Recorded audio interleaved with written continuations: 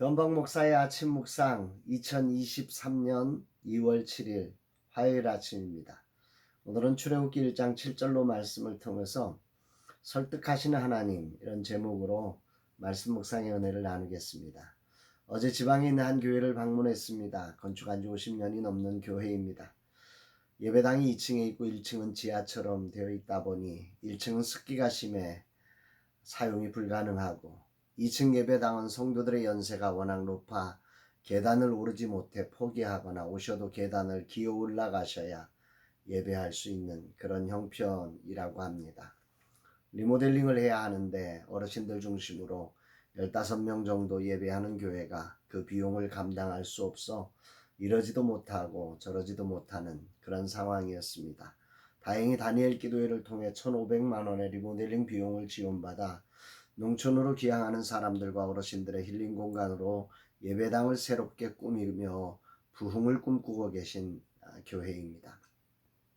목사님께서 스스로 공사를 진행하며 비용을 아껴 리모델링을 하시려고 하는데 낡은 창틀만 이중창으로 바꿔도 그 비용이 다 소모되니 어르신들이 계단을 오르지 않고 예배할 수 있는 공간으로 바꾸는 일은 꿈도 꿀 수 없는 그런 형편입니다.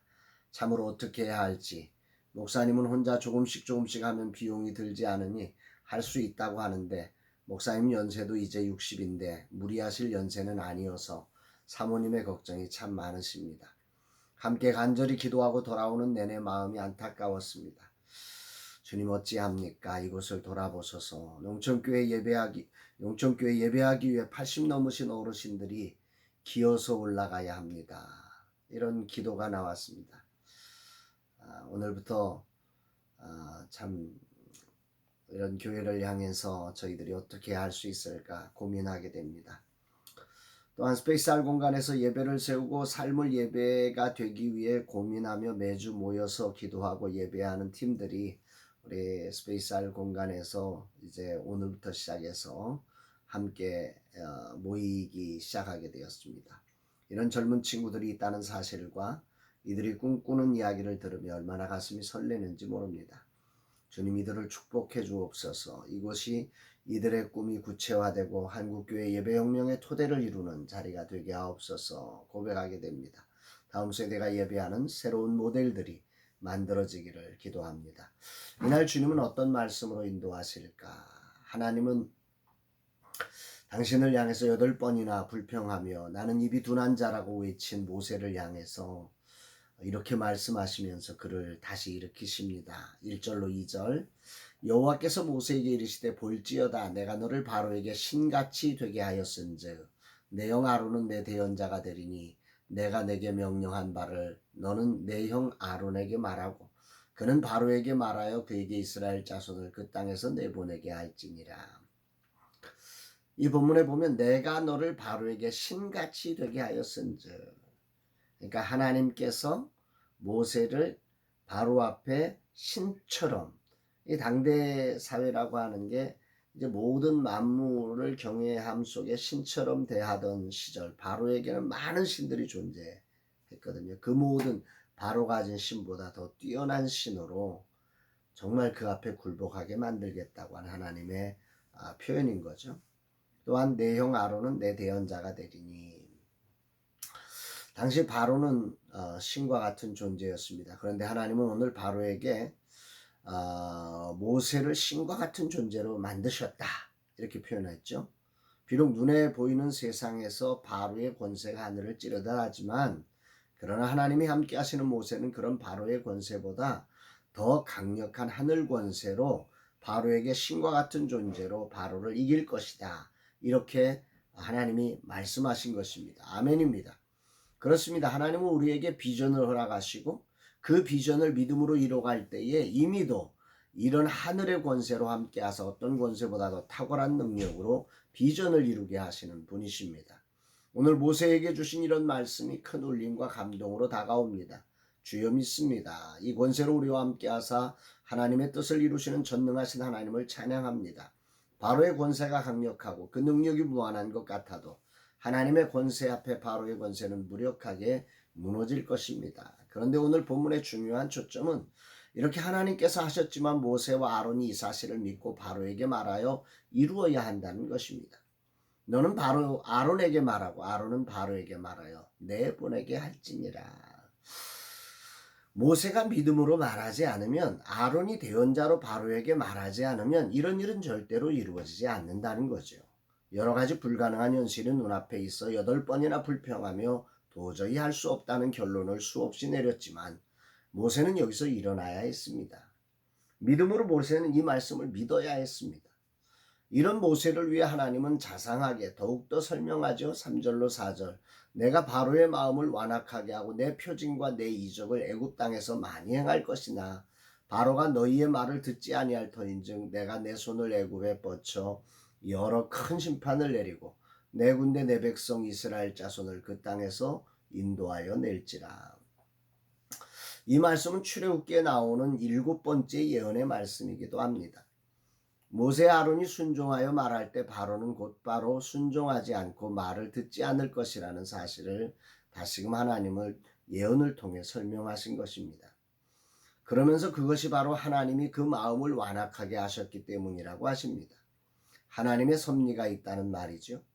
이런 과정을 통해 애굽을 심판할 뿐 아니라 이스라엘 자손을 하나님의 군대로 하나님의 백성으로 세워 약속의 땅으로 인도할 것이라는 것입니다. 삶을 살면서 눈에 보이는 것만 본다면, 아니 하나님 사랑에 설득이 없다면 인간은 다 포기하고 넘어질 수밖에 없습니다. 믿음으로 세상을 살 수가 없지요. 그러나 오늘도 보혜사로 우리와 함께 하셔서 우리를 설득하사 순종하도록 인내하시는 사랑이 있어 소망이 있습니다. 또한 바로의 방해와 권세를 합력하여 심판과 구원을 이루시며 언약을 성취하심을 믿을 때 하나님은 그 믿음을 통해 이 땅에 모세와 이스라엘 백성을 구원하셨듯 우리의 삶에도 동일하게 구원을 이루어 가실 줄로 믿습니다. 할렐루야, 아멘입니다. 자상한 이런 하나님의 설득은 모세와 아론을 순종케 합니다. 6절 7절에 보니까 모세와 아론이 여호와께서 자기들에게 명령하신 대로 행하였더라. 그들이 바로에게 말할 때 모세는 80세였고 아론은 83세였다. 순종하기엔 나이가 너무 든 나이죠. 근데 이들이 명령하신 대로 행하였더라. 순종했다는 거죠. 순종할 수 없는 모세와 아론을 끝까지 참아주시고 설득하사 순종케 하시고, 그런 불가능한 그 모세와 아론을 통해서 구원을 이루시는 나의 하나님, 나의 보혜사를 정말 찬양하고 감사를 올려드립니다. 오늘도 어제나 오늘이나 영원토록 동일하신 사랑과 능력으로 우리와 함께 하시며 당신의 언약을 신실하게 믿음을 통해 이루어가시는 하나님이 계시기에 힘을 냅니다. 할렐루야입니다. 오늘 이러한 시간 또 어떤 일이 나를 기다리고 있을지 모릅니다. 바로가 어떻게 나올지 저는 모릅니다.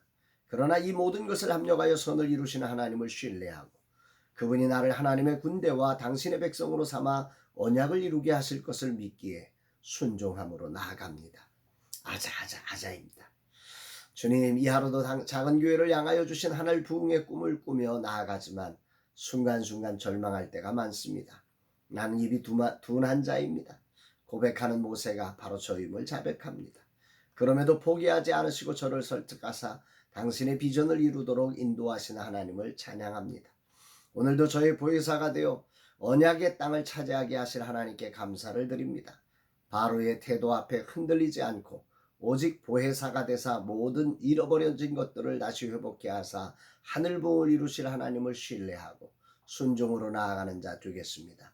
주여 이 종을 도와 주옵소서 고백하는 날입니다.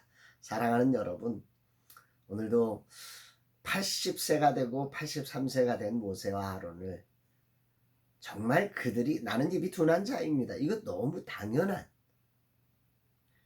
그 불가능이 숙명이고 당연한 인생에게 찾아오셔서 그를 설득하시고 그 일을 이룰 수 있도록 인도해 가시는 그분이 우리 하나님이라는 사실, 나의 하나님이라는 사실, 그분이 영원토록 우리와 함께 하시는 보혜사 성령님 우리에게 보내셨다는 사실을 신뢰하며 오늘도 하나님과 함께 멋진 새날을 출발해가는 저와 여러분 되기를 축복합니다.